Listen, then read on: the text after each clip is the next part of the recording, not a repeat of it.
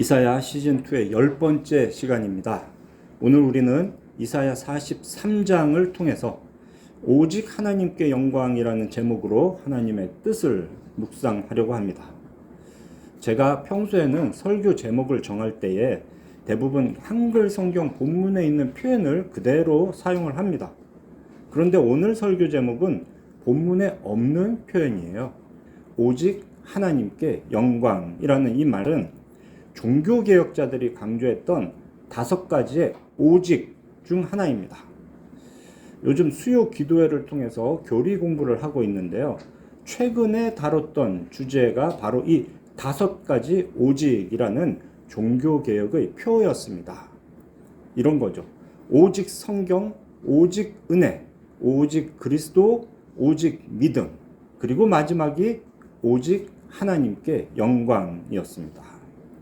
종교개혁자들이 이런 표어를 정한 목적은 다른 것이 더해지지 않는 순수함을 강조하기 위해서였습니다.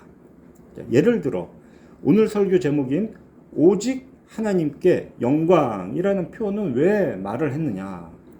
하나님 외에 다른 존재에게는 영광을 돌리지 말라, 이런 의미를 전달하려고 오직 하나님께 영광이라는 표어를 만들어 후세에 가르친 겁니다.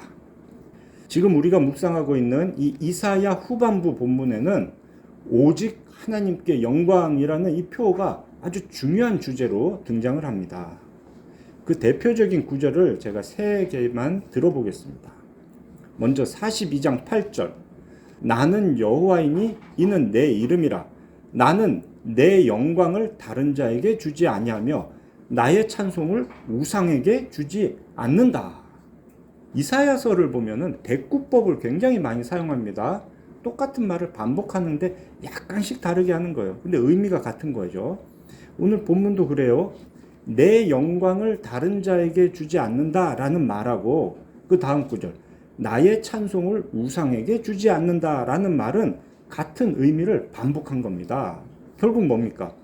앞에 나온 하나님의 영광이 뒤에 나온 하나님의 찬송과 같은 의미인 거고, 다른 자라는 게 바로 우상이라는 것을 알 수가 있는 거죠. 그 다음으로 43장 7절에도 그래요. 내 이름으로 불려지는 자, 곧 내가 내 영광을 위하여 창조한 자를 오게 하라. 그를 내가 지었고 그를 내가 만들었느니라. 내 영광을 위해서 창조했다고 하시죠. 하나님의 백성이라는 이스라엘이 창조된 목적이 바로 하나님의 영광을 위한다라는 것을 분명하게 말씀하셨습니다. 자, 마지막으로 48장 11절에 이런 말씀이 있어요. 내가 나를 위하여 이를 행하리니 어찌 내 이름을 더럽히게 하랴. 내 영광을 다른 자에게 주지 아니하리라. 하나님께서 자기 백성의 구원을 이루시는 이유조차도 하나님의 영광을 위한 것이다 라고 말씀을 하십니다. 자, 오늘날 교회 다니는 많은 사람들 다들 분명히 이걸 알고 있어요. 오직 하나님께 영광을 돌린다라고 스스로들 다 생각할 겁니다. 그런데 과연 어떻게 사는 것이 오직 하나님께 영광을 돌린다라는 것인지는 알고 있을까요? 비교적 많은 성도님들이 오해하는 것이 있습니다. 내가 뭔가 훌륭한 일을 해내거나 높은 자리에 오른 뒤에 이렇게 된 것은 모두 하나님의 은혜입니다. 오직 하나님께 영광을 돌립니다. 이런 식으로 말하는 것을 두고 하나님께 영광을 돌리는 것이다 라고 여기는 그런 오류가 있다는 거예요. 또는 이런 경우도 있습니다. 큰 교회 건물을 지어놓고는 그걸 헌당하면서 이 건물을 통해 하나님의 영광을 높입니다 라고 생각들을 하는 거죠. 그래서 다들 건물을 크게 지어야 되고 사람들이 많이 모여야 하나님께 영광을 돌리는 것이다. 교회가 이런 식으로 세상에서 하나님께 영광을 돌린다라고 생각을 합니다. 이런 특별하고 돈 많이 드는 그런 일들 말고 또 우리가 흔히 접하는 오류는 예를 들어 어떤 찬양 인도자가 한 2, 30분 열심히 찬양을 인도한 뒤에 마지막에 꼭 이런 말을 해요. 하나님께 영광의 박수를 올려드립시다. 그 박수 누가 들을까요? 그렇게 인도한 사람들이 그걸 누리는 겁니다. 이런 사례들은 모두 하나님께 영광이라는 말씀대로 하는 것 같지만 실제로는 그 오직 하나님께 영광이라는 의미를 거스르는 일입니다. 많은 교회에서 별다른 문제의식 없이 행해지는 이런 일들이 왜 문제가 된다고 하는 건가? 오늘 말씀을 통해서 오직 하나님께 영광이라는 말씀의 의미가 무엇인지를 깨닫고 그 말씀의 참된 의미대로 살아가는 은혜가 우리 모두에게 함께 하시기를 바랍니다. 자, 오늘 본문에 보면은 오직 하나님께 영광이라는 말씀은 나오지는 않는다 했어요. 그렇지만 오직 하나님께 영광이라는 의미가 계속해서 반복되는 게 이 이사야서 말씀입니다. 그러면 당장 눈에 드러나지 않는 이 의미를 잘 이해하기 위해서는 우선 본문에 나오는 두 가지 용어에 대한 의미를 우리가 또 잘 알아야 되겠어요. 첫째는 하나님의 언약이고 둘째는 종이라는 단어입니다. 먼저 언약을 보자면 특별히 이 이사야서에서는 아브라함 언약 그리고 모세 언약이 바탕이 됩니다. 아브라함 언약이란 것은 아브라함의 후손인 이스라엘을 하나님과 특별한 관계를 누리는 백성이 되게 하신다라는 것. 이스라엘에게 약속의 땅 가나안을 선물로 주신다는 것. 그리고 이스라엘을 통해 다른 민족들도 복을 누리게 하시겠다라는 내용의 약속이었습니다. 다음으로 모세 언약을 보자면 이 모세 언약에는 두 가지가 있죠. 시내산 언약, 모압 언약. 특별히 신명기에 기록된 모압 언약이 이사야서의 배경이 되는데요. 시내산에서 받았던 그 하나님의 율법을 지키지 않으면 약속의 땅에서 추방될 것이다 라고 했던 그런 언약의 심판이 명시되어 있는 게 모압 언약이었습니다. 출애굽 이후로 이스라엘은 800년이 넘도록 하나님의 율법을 지키지 않았습니다. 하나님은 계속해서 선지자들을 보내셔서 돌아오라 라고 말씀을 하셨지만 이스라엘은 끝까지 돌이키지 않았습니다. 결국 모압 언약에 명시되었던 그 징계, 심판, 저주를 받게 되는 거죠. 그런 내용은 이미 모압 언약의 기록인 신명기 29장까지에 다 적혀 있던 내용입니다. 자, 그렇다면 그런 언약의 심판이 기록되어 있는 신명기 29장 그 다음인 30장에는 어떤 내용이 기록이 되었을까? 주보를 참고하셔서 한번 30장 내용을 보세요. 모세가 이스라엘 백성들에게 이렇게 말합니다. 훗날 너희가 그렇게 죄를 지어 약속의 땅에서 쫓겨나더라도 하나님께서는 반드시 너희를 약속의 땅으로 돌아오게 하실 것이다. 이 약속이 30장에 기록이 되어 있는 거예요. 특히 6절과 7절에 이런 말씀이 있죠. 네 하나님 여호와께서 네 마음과 네 자손의 마음에 할례를 베푸사 너로 마음을 다하며 뜻을 다하여 네 하나님 여호와를 사랑하게 하사 너로 생명을 얻게 하실 것이며 네 적군과 너를 미워하고 핍박하던 자에게 이 모든 저주를 내리게 하실 것이다. 앞으로 이스라엘 백성들이 경험하게 될 그런 회복, 그에 대한 약속도 이미 주어져 있었던 겁니다. 모세가 이런 말을 덧붙인 것은 분명 그는 하나님께서 아브라함에게 맺어주셨던 언약을 믿었기 때문입니다. 결국 오늘 본문에 기록된 이스라엘의 구원에 대한 약속은 아브라함과 모세에게 주셨던 언약에 따른 것이구나. 이런 것을 우리는 알 수가 있는 거죠. 또한 본문에서 강조되는 개념이 종입니다. 종. 주인을 위해서 일하는 종. 이사야서에서 이런 종은 두 가지로 구별이 됩니다. 먼저는 국가적인 종인 이스라엘 민족을 말하는 것이고요. 두 번째로는 개인적인 종이 있습니다. 한 사람의 종. 우린 그걸 메시아라고 알고 있죠. 하나님 나라의 백성으로 부름받은 이스라엘 민족은 하나님을 신뢰하지 못합니다. 그들은 죄를 범해서 마땅한 심판을 받습니다. 그러면서도 항상 하나님께 불평을 늘어놓습니다. 그게 첫 번째 국가적 민족적인 종이고요. 그에 비해서 메시아라고 이해되는 이 한 명의 종은 하나님을 온전히 신뢰합니다. 자신은 죄를 짓지 않았지만 고난을 당합니다. 그런데도 하나님의 뜻에 묵묵히 순종합니다. 그런 종이 계속해서 또 묘사가 돼요. 자, 이러한 언약 그리고 종이라는 개념을 우리가 염두에 두고 이 본문을 보겠습니다. 오늘 본문에서는 먼저 국가적인 종이라 할 수 있는 이스라엘에 대해서 이렇게 말씀을 하시죠. 이 43장 본문이 원래 42장 18절에서 시작되는 단락입니다. 그래서 42장 18절부터 좀 보겠는데요. 너희 못 듣는 자들아 들으라. 너희 맹인들아 밝히 보라. 이렇게 말씀하시죠. 그러면서 그 다음 19절 보면은 그 못 듣는 자, 맹인이 바로 하나님의 종이고 하나님의 사자랍니다. 하나님의 종으로 하나님의 심부름꾼으로 부름받은 민족인 이스라엘이 바로 못 듣는 자이고요. 못 보는 자라는 겁니다. 이것이 오늘 본문을 이해하는 시작점입니다. 이스라엘은 무슨 특별한 능력이 있어서 하나님의 종으로 세워진 게 아니었던 거예요. 오히려 보지도 못하고 듣지도 못하는 그런 장애가 있는 존재였습니다. 그렇다면 이스라엘에게 맡겨진 사명은 무엇일까요? 뭔가 맡길 일이 있으니까 하나님이 종으로 부르신 거죠. 42장 6절에서 이렇게 말씀하십니다. 나 여호와가 의로 너를 불렀다.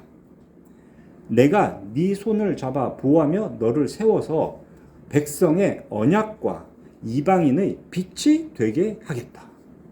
이게 종으로 부름받은 이스라엘의 사명인 거예요. 백성의 언약과 이방인의 빛이 되게 하는 거. 이것도 대꾸죠. 백성이나 이방인이 같은 거고 언약이나 빛이 다 같은 의미인 겁니다. 하나님께서 이스라엘을 종으로 부르신 이유는 의를 행하시기 위함이다. 그런데 그 하나님이 의를 행하신다는 게 뭐냐? 백성의 언약과 이방인의 빛이 되게 하는 것이다. 그런 이야기예요. 대꾸법 안에 표현된 그 의미를 한번 봅시다. 이방인과 백성이 같은 거예요. 그러니까 이방인을 포함한 모든 백성의 언약이 된다라는 것은 모든 사람들을 하나님의 언약 백성 안으로 들어오게 한다는 겁니다. 또 그의 병렬로 표현된 대꾸가 되는 빛이 되게 하신다. 이건 무슨 의미일까요? 이어지는 7절에서 그 답을 우리가 알 수 있습니다. 네가 눈먼 자들의 눈을 밝히며 갇힌 자들을 감옥에서 이끌어내며 흑암에 앉은 자를 감방에서 나오게 하는 것. 이게 빛이 되는 거예요. 은유적인 표현이죠. 죄의 권세에 눌려있는 사람들을 구원해서 그들에게 자유를 얻게 하는 것. 이게 바로 이방 사람, 백성들을 빛이 되게 하는 겁니다. 이게 이스라엘의 사명인 거예요. 여러분이 주인이라면 이런 일을 어떤 종에게 맡기겠습니까? 누구를 그 일을 맡을 종으로 고용을 하시겠어요? 사람들을 하나님의 언약 안으로 들어오게 하려면 먼저 그 종이 언약을 들어서 언약에 대해서 알고 있어야 돼요. 이방인들을 빛으로 이끌어내려면 먼저 그 종이 그 빛을 보아서 빛이 어디 있는가를 알아야 됩니다. 그런데 하나님은 어떤 사람을 종으로 세우셨어요? 그 일을 하라고 부름받은 이스라엘 백성은 듣지도 못하고 보지도 못하는 존재들입니다. 언약의 의미가 뭔지도 모르고 빛이 어디 있는지도 모르는 사람들이에요.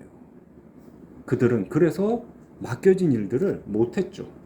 그 맡겨진 일들을 제대로 못할 뿐 아니라 오히려 주인인 하나님을 자신들의 종으로 대했습니다. 그런 얘기는 어디 있나요?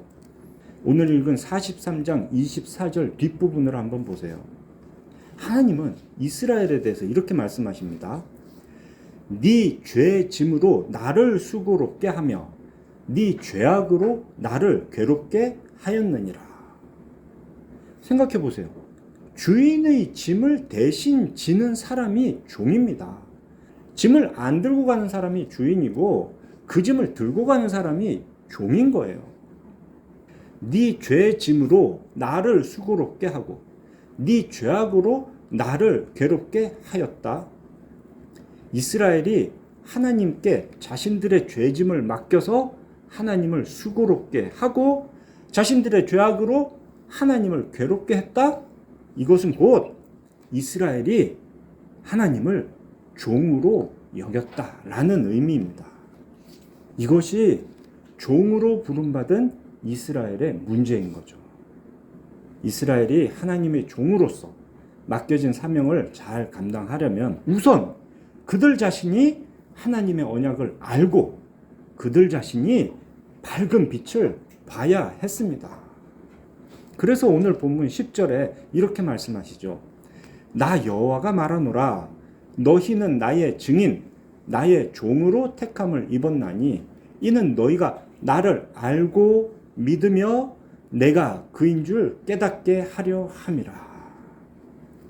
이스라엘이라는 백성이 하나님의 종다워지려면 이것부터 해야 되는 거예요. 하나님을 알고 깨달아 믿는 것. 그들이 먼저 이 일들을 했어야 되는 거죠.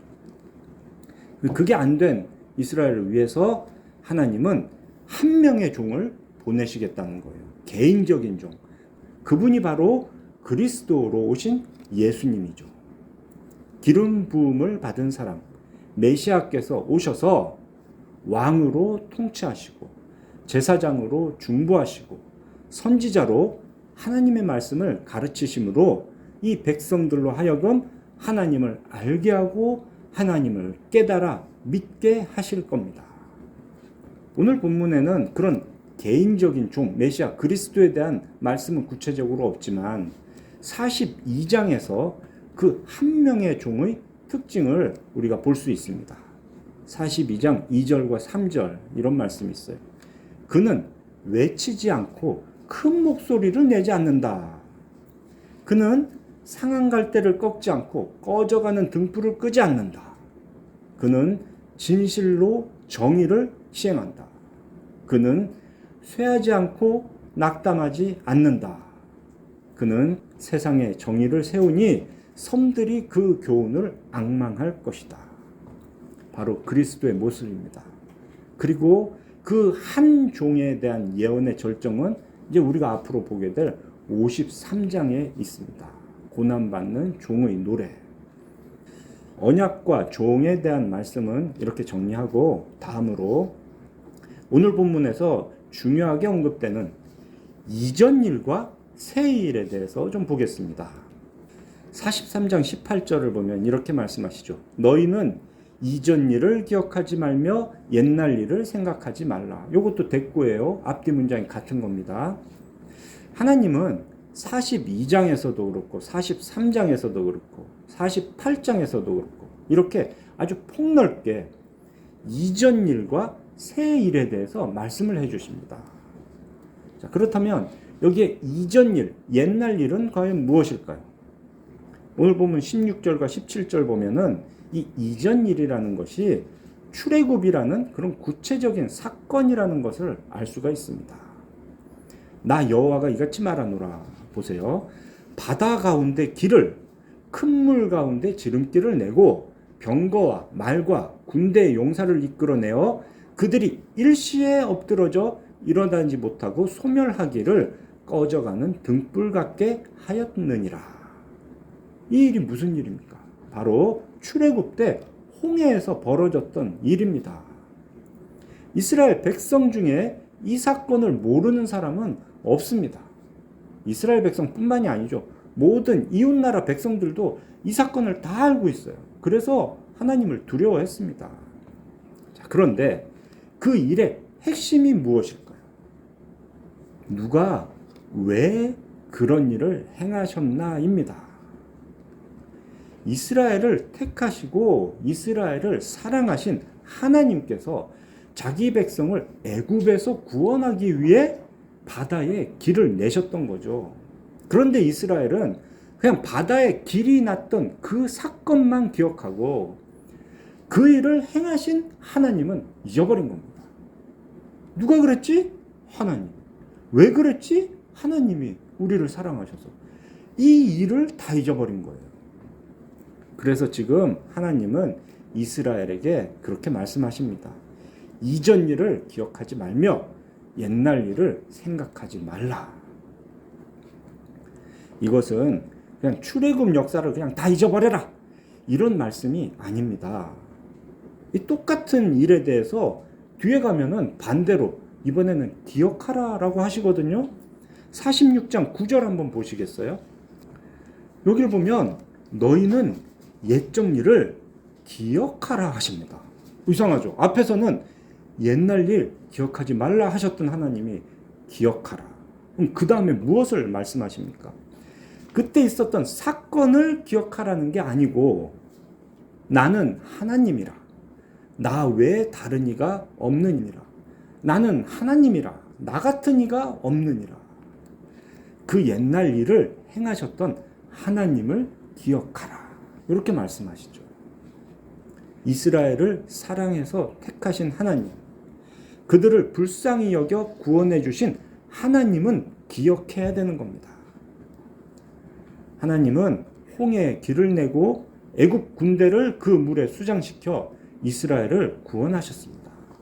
그런 하나님은 바로 이어 시내산에서 이스라엘에게 십계명을 주시고 성막을 만들게 하셨습니다. 그렇게 해서 자신이 이스라엘의 하나님이 되시고 이스라엘은 하나님의 백성이 되는 그런 언약을 맺어주셨습니다. 그런데 이스라엘은 그렇게 구원하신 하나님도 잊어버리고 주신 율법에 따라 하나님의 백성으로 살아야 된다는 것도 잊어버렸어요. 그래서 진실과 공의를 전혀 행하지 않았습니다. 그저 껍데기인 그 홍해의 기적만을 붙잡고 그것을 자랑하며 살았던 거예요. 그것이 거짓 믿음이고 말뿐인 믿음입니다. 능력이 없는 믿음이에요. 그래서 그들은 평강을 빼앗기게 됐던 겁니다. 성전이 무너지고 땅에서 흩어져 포로로 잡혀갔던 거죠. 이제 하나님은 그런 이스라엘에게 새 일을 말씀하십니다. 새 일도 역시 하나의 사건입니다. 이전 일처럼 어떤 현상이 있고 그 의미가 있어요. 현상만 보자면 이전 일과 방식은 비슷한데 재료가 정반대입니다. 전에는 바다에다가 마른 길을, 물속에 마른 땅을 만드셨는데 다음번 새 일 때는 광야에 길을 내시고 사막에 물을 내시겠다라고 합니다. 이것이 바벨론 포로 귀환인 거죠. 우리는 흔히 바벨론 포로 귀환하면 요 다음에 나오는 이름 고레스가 발표한 칙령만 생각하는데요. 고레스가 그 땅을 지배하면서 유대인들은 예루살렘으로 돌아가라 한다고 그들이 다 예루살렘으로 돌아갈 수 있는 게 아니었습니다. 바벨론에서 예루살렘까지 직선거리로 1200km라고 합니다. 그리고 그 사이에는 물이 전혀 없는 뜨거운 사막이에요. 그 길을 무사히 지내오는 것 자체도 기적입니다. 하나님께서 이렇게 광야에 길을 내시고 사막에 물을 내어 주셨기 때문에 그 백성들이 바벨론을 떠나 예루살렘까지 무사히 돌아올 수 있었던 겁니다. 바벨론을 하루아침에 무너뜨리고 이스라엘 포로를 모두 돌아가게 했던 그 고레스를 세우신 일도 그렇고요. 1200km의 광야를 무사히 지나서 예루살렘으로 안전하게 돌아오는 일도 그렇고 이 두 사건이 모두 새 일입니다. 실제로 그 일들이 조만간 일어나게 될 겁니다. 그렇다면 이 새 일을 경험할 이스라엘은 어떻게 해야 되겠습니까? 그런 칙령을 내려서 자기들에게 자유를 준 고레스를 영원토록 찬양해야 할까요? 아니면 광야의 길과 물을 기억해야 할까요? 그런 식으로 눈에 보이는 현상만 붙잡다가는 또 망합니다. 새 일을 경험할 그들이 기억해야 할 것은 오직 하나님입니다. 사랑으로 택하신 이스라엘을 불쌍히 여겨 구원해 주시는 하나님. 그 하나님을 기억하고 그 하나님의 이름을 영원토록 찬양해야 하는 거죠. 그런 의미가 담긴 말씀이 21절입니다. 이 백성은 내가 나를 위하여 지었나니 나를 찬송하게 하려 함이니라. 이 말씀을 가지고 많은 사람들은 이 찬송한다라는 걸 단순히 하나님을 찬양하는 노래를 하는 것으로 생각합니다. 그런데 보세요. 이 이사야서는 계속 대꾸를 이루고 같은 말을 반복한다고 했죠. 조금씩 다른 표현으로. 앞서 42장 8절에서 찬송이라는 말이 무슨 말과 같다고 했습니까? 바로 앞에 나오는 영광과 같다고 했습니다. 내 영광을 다른 자에게 주지 않는다. 내 찬송을 우상에게 주지 않는다. 라는 말이 대꾸라고 했어요.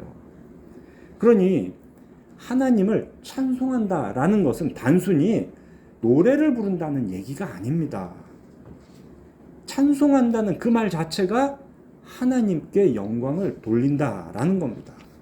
영광을 돌리는 방식은 다양한 거죠. 제일 중요한 건 마음이에요. 마음. 하나님께 영광을 돌리기 위해 하나님은 자기 백성 이스라엘을 지으셨습니다.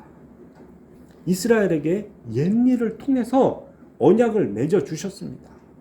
그 옛일을 통해 분명 애굽에서 자유를 얻게 하셨습니다. 그런데도 이스라엘은 하나님께 영광을 돌리기는커녕 하나님께 죄의 짐만 더했습니다. 자신들의 죄악을 하나님께 얹어갔어요. 그렇게 하나님의 영광을 1도 더하지 못하는 이스라엘에게 하나님은 이제 새 일을 행하시겠답니다. 25절을 보세요. 나 곧 나는 나를 위하여 너희의 허물을 도말한다. 없는 걸로 치겠다.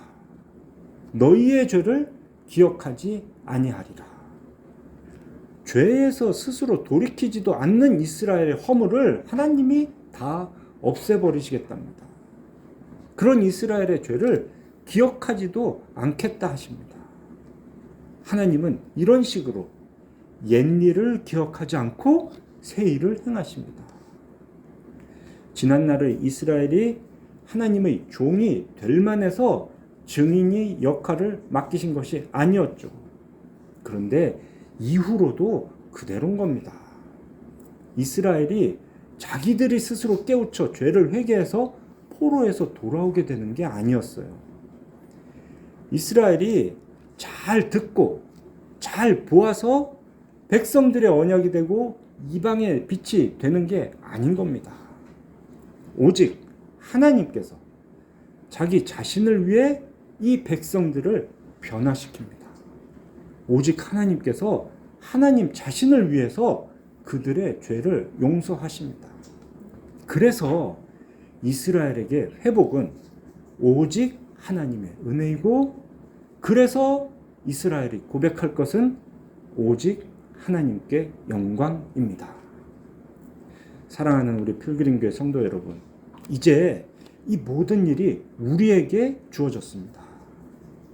새 일의 궁극적인 성취는 그리스도 예수께서 이루신 구원 사역입니다.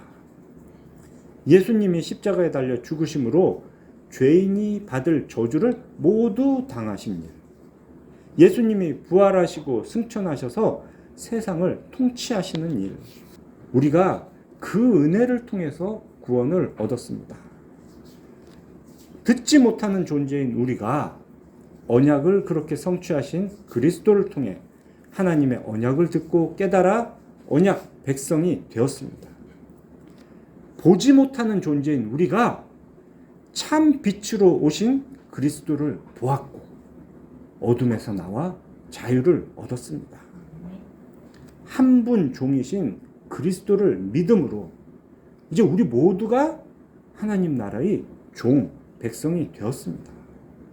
그러니 우리에게는 이스라엘에게 맡겨졌던 사명이 이제 우리에게 맡겨지는 겁니다. 언약의 증인이 되어서 사람들을 빛으로 이끌어야 되는 거죠. 본문대로 한번 생각해 봅시다. 이 일을 잘하기 위해서 오늘 우리가 해야 할 일이 무엇일까요? 똑같습니다. 우리가 먼저 언약을 듣고 깨달아 바르게 믿어야 하는 거죠. 우리가 먼저 빛에 속한 사람으로 하나님의 의를 행해야 합니다. 우리가 사는 속에서 정직하고 정의로운 삶을 사는 거죠. 여러분, 언약을 들으세요. 여러분, 빛으로 오세요. 이렇게 소리치는 것이 증인의 삶을 사는 건 아닙니다. 우리가 할 일은 내 자신이 하나님이 어떤 분인지를 알고 그 하나님의 말씀에 순종하며 전적으로 하나님을 의지하는 삶을 사는 거예요.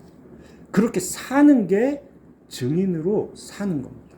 그렇게 사는 게 종의 역할을 수행하는 겁니다. 우리를 지으신 것도, 우리의 죄를 용서해 주신 것도 오직 하나님께서 하나님 자신을 위해 하신 일이라는 것을 잊지 맙시다. 사랑이라는 말도 그렇습니다. 우리가 하나님의 사랑받는 존재다라는 게 중요한 게 아니에요. 하나님이 우리를 사랑하시는 분이라는 그 사실이 중요한 겁니다. 그게 그거 아닌가 그렇게 생각할 수 있지만 이 두 표현의 차이가 어디 있느냐? 주인과 종의 위치를 뒤집는 결과를 만드는 거예요. 우리가 사랑받는 존재라고 하는 순간 우리는 우리를 사랑해주는 종으로 삼는 겁니다. 그런데 하나님이 우리를 사랑하신다라고 할 때는 하나님이 우리의 주인됨을 고백하는 거예요.